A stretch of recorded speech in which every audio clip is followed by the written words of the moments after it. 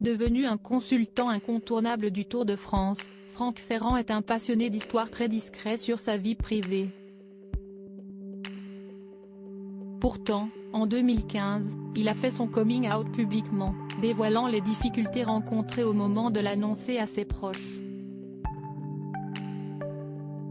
Depuis 2017, les téléspectateurs de France Télévisions ont droit à des cours d'histoire en plein pendant le Tour de France.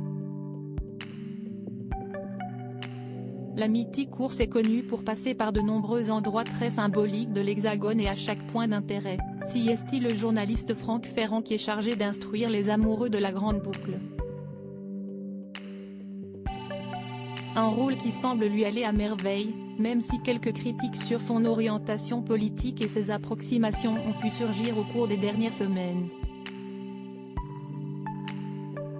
Malgré tout, le natif de Poitiers, Vienne, a gagné en popularité et aux côtés de Laurent Jalabert et Marion Rousse, il fait désormais partie des visages récurrents de l'épreuve sportive. S'il est très volubile à l'écran, Franck Ferrand l'est beaucoup moins lorsqu'il s'agit d'évoquer sa vie privée.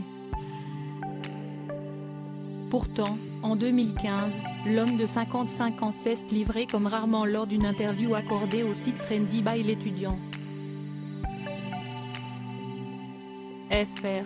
Le journaliste évoque notamment son orientation sexuelle, dévoilant pour la première fois son homosexualité publiquement. J'ai attendu d'avoir 29 ans pour annoncer à mes parents que je préférais les garçons, confie-t-il, avant d'expliquer avoir gardé ce secret pendant un long moment. Je leur ai caché cela pendant 15 longues années de ma vie. Ils ont été les derniers à le savoir, je pense. Toujours aussi discret sur sa vie privée, on ne sait pas si Franck Ferrand est toujours célibataire à l'heure actuelle.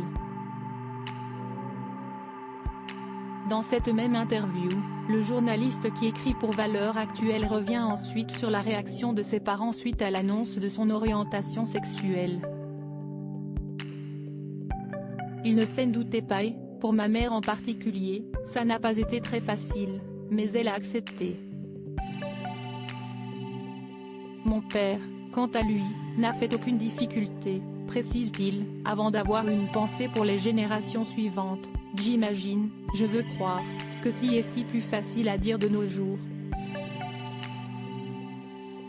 Spécialiste de l'histoire sur le Tour de France, Franck Ferrand aura certainement encore pas mal d'anecdotes à distiller d'ici la fin de cette édition.